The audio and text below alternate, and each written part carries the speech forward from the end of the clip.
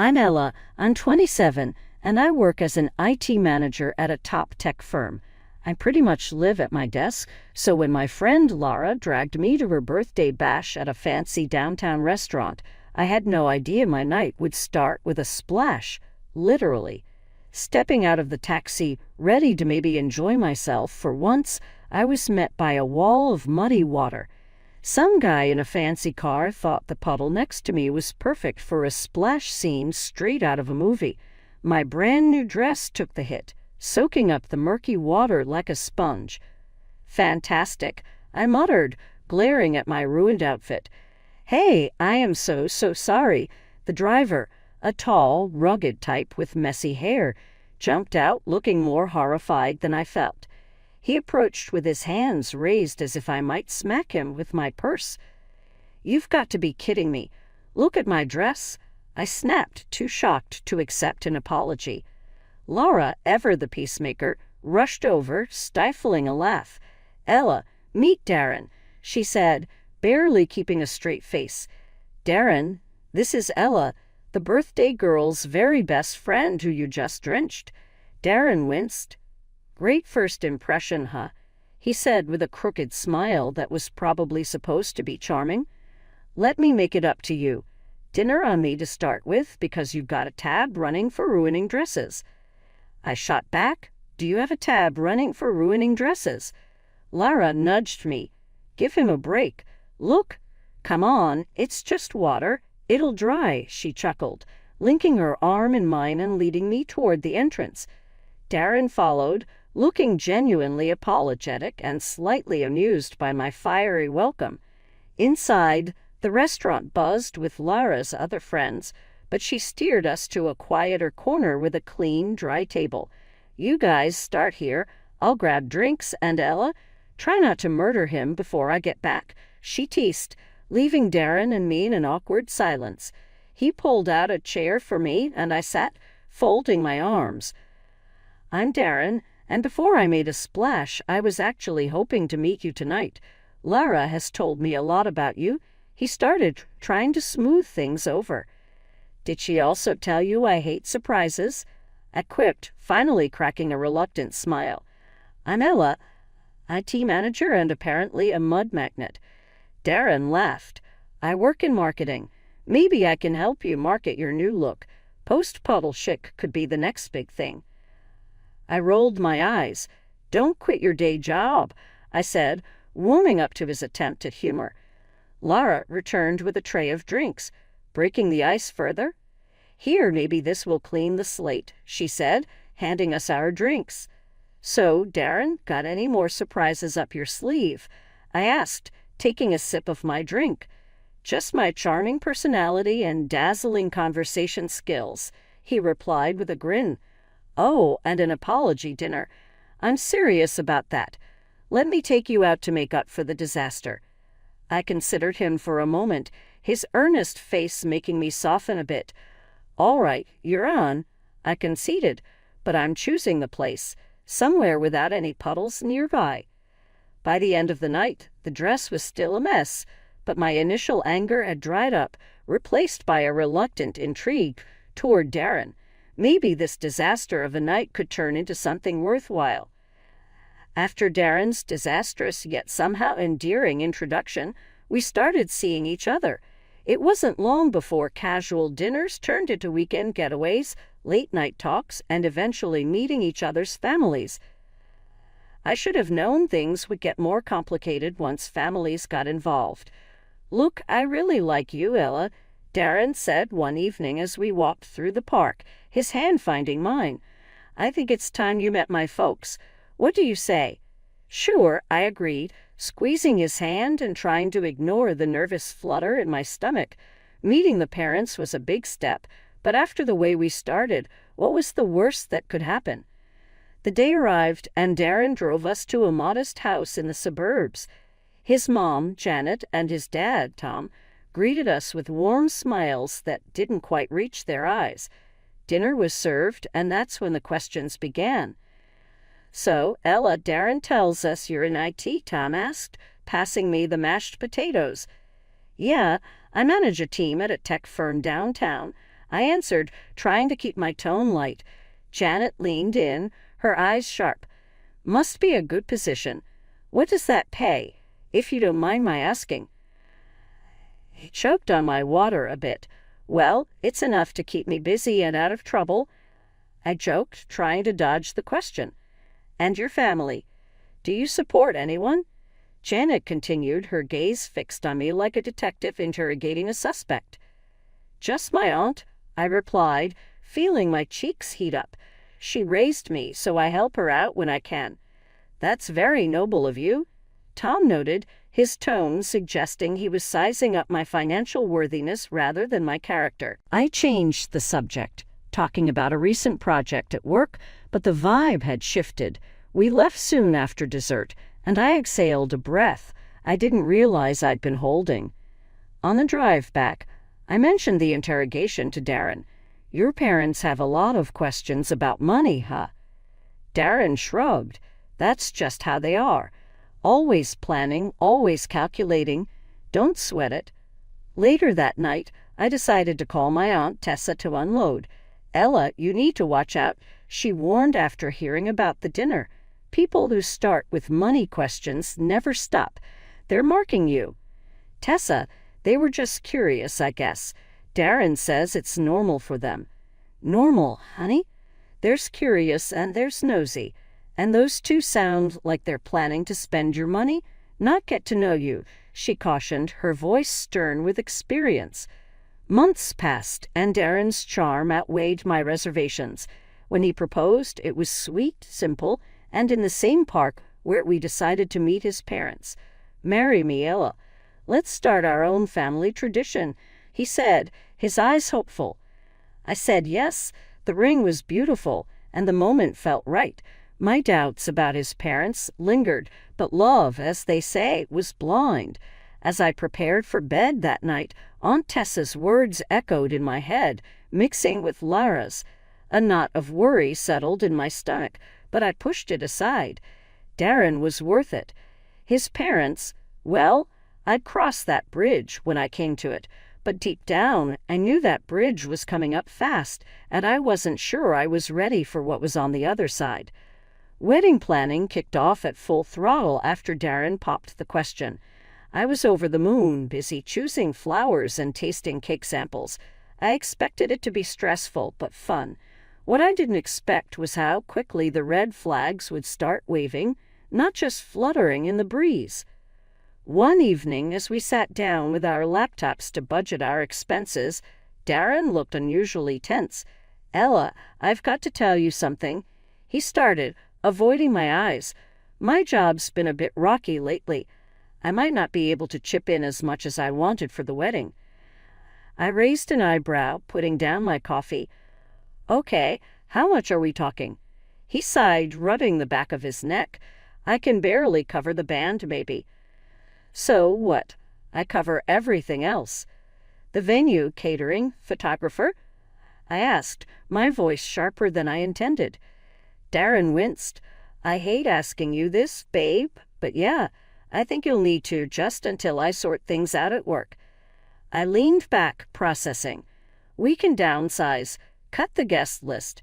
Cheaper venue? No, Darren cut in quickly. A little too quickly. I mean, my parents would be upset. They've already told everyone. It's got to be good, Ella. My stomach nodded. Fine. I said finally, not wanting to argue, but we'll need to stick to a strict budget. As the wedding day approached, the expenses piled up, and Darren's contributions dwindled. His parents, Janet and Tom, were no help either. They had opinions about everything from the flower arrangements to the menu, but never once offered financial help or to tone down their lavish tastes. The wedding day itself was beautiful despite the behind-the-scenes drama. I managed to push aside my frustration and focus on Darren, who looked genuinely happy as he waited for me at the altar.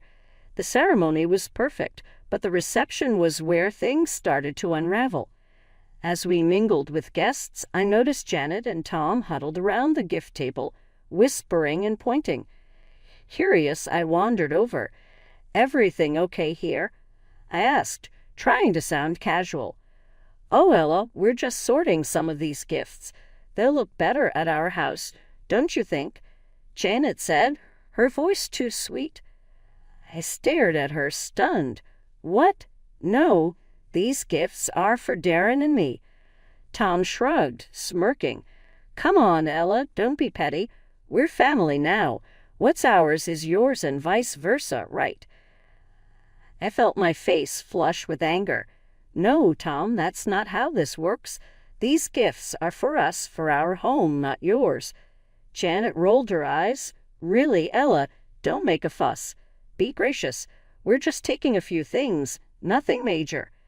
I bit my tongue, holding back a sharper retort. The last thing I wanted was a scene at my wedding. But as they walked away with a few gift envelopes and smaller presents in hand, I felt a simmering rage.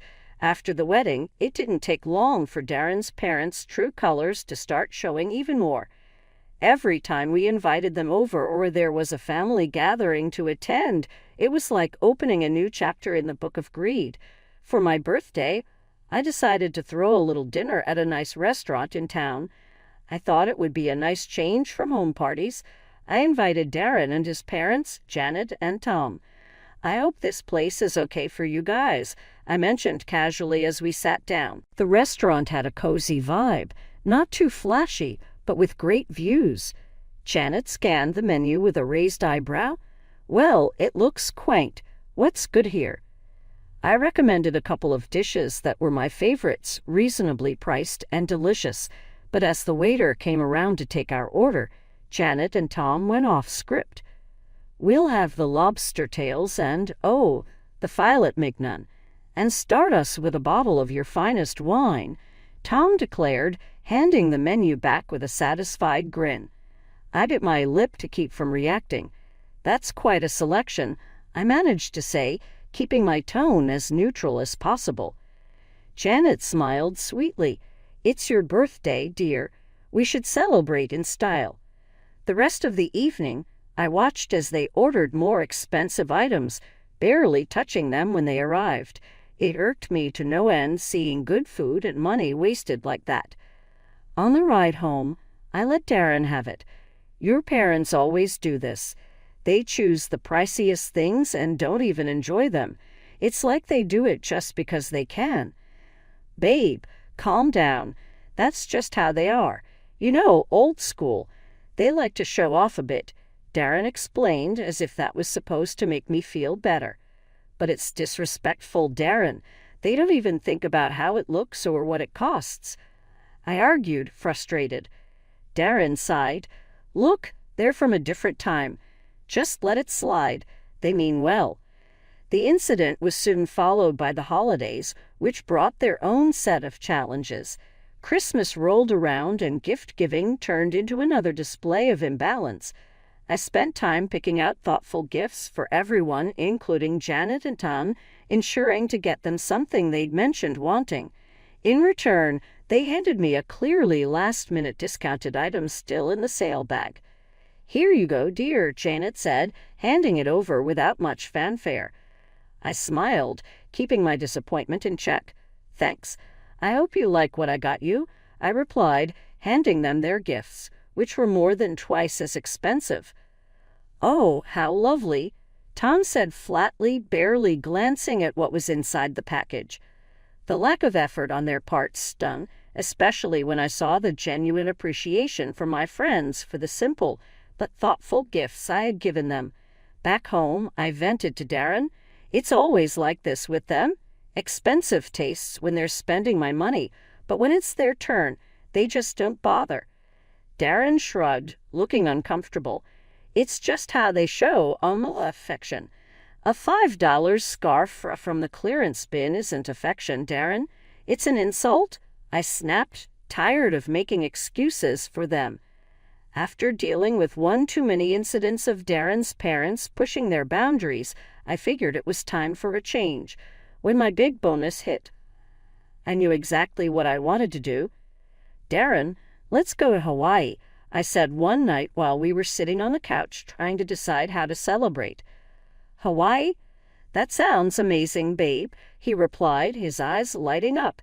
Just the two of us. Exactly. Just us. It's romantic, and I've always wanted to go, I explained, excited at the thought of sandy beaches and no family drama. A couple of days later, I was in the middle of booking our trip when Darren came home from visiting his folks.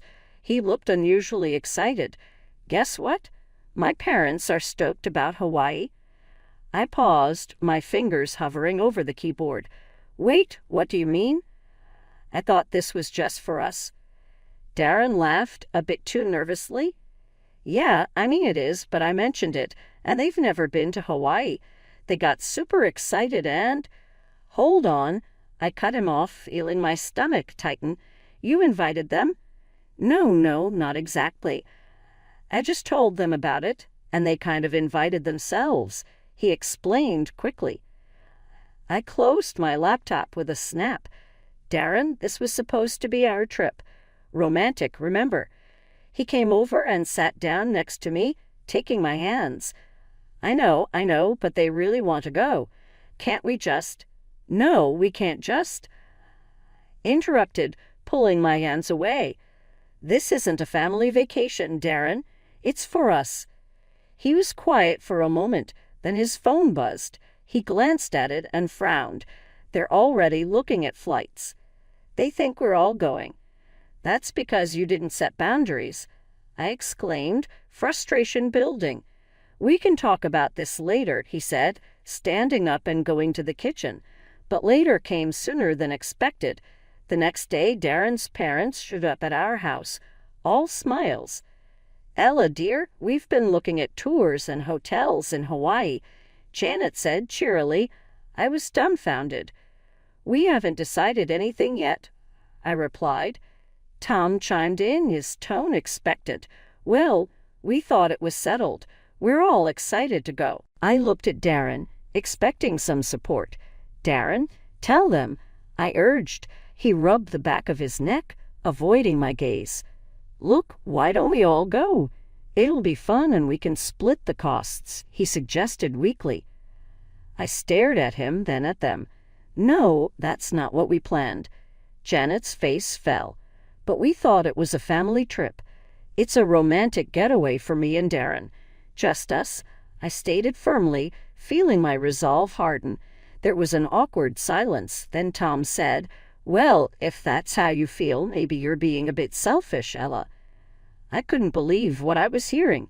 Selfish for wanting to spend time alone with my husband. The conversation ended with them calling me selfish and leaving the house in a huff. Darren was quiet for a moment before he exploded. You could have just let them come, Ella. Why do you have to be like this? I'm like this. I just wanted something for us, Darren. Just us. I shouted back, my voice echoing in the empty room. He didn't say anything after that. He just walked out of the room. And that was it. We didn't talk for a whole week. I woke up to an eerie silence in the house that morning, the kind that instantly told you something was off.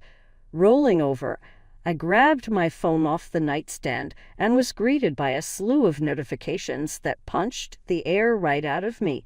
3 tickets to Hawaii, all booked under my name, and a reservation for a hotel also charged to my account. I sat up, my heart pounding as reality set in. Darren had done this. He and his parents were probably on their way to Hawaii right now, all on my dime. I didn't even bother calling. What was there to say? It was clear as day. My husband had taken the liberty to use my account to fund his little family getaway despite everything we had discussed. Anger bubbled up inside me, and without a second thought, I logged into the booking site and canceled everything.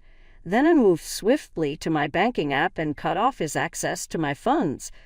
Hours later, my phone rang. It was Darren, and his tone was less than pleasant. Ella, what the hell? Why were we not checked into the hotel? And where are our return tickets? I held the phone away from my ear for a second, taking a deep breath to steady my voice. Because I'm not your ATM, Darren. I'm done funding your family's fantasies. You're all just a bunch of selfish leeches. He sputtered on the other end, clearly not expecting me to take such drastic measures. You can't just do that. We're stuck here now. If you don't fix this, I'll divorce you." I almost laughed at the irony. "Go ahead, Darren. Do what you need to do, but don't expect another dime from me." I hung up, my hands trembling with a mix of rage and relief. Almost immediately, my phone buzzed with messages from both Darren and his mom. Threats, pleas, accusations. They tried every angle, but I wasn't having any of it. I didn't wait around for Darren to get back. Instead, I called a lawyer and started the divorce process myself. It was rough knowing that a chapter of my life was ending like this, but there was no way I was going to stick around with someone who treated me like a cash machine for him and his parents. After hanging up with the lawyer, I drove to Aunt Tessa's house. She opened the door before I even knocked, like she knew I was coming and why. "Aunt Tessa, I filed for divorce," I said as soon as I stepped inside. She just nodded, not saying, "I told you so," but her look said it all. "You did the right thing, Ella. I know it's hard, but you're better off without someone who lets his family treat you that way." The next few days were a blur of sorting out my things and setting up a temporary life at Aunt Tessa's. I was starting to feel a bit more like myself, a bit steadier, when Darren showed up. He looked miserable standing there on Aunt Tessa's front porch, a sad sight if I ever saw one. "Ella, please, can we talk?"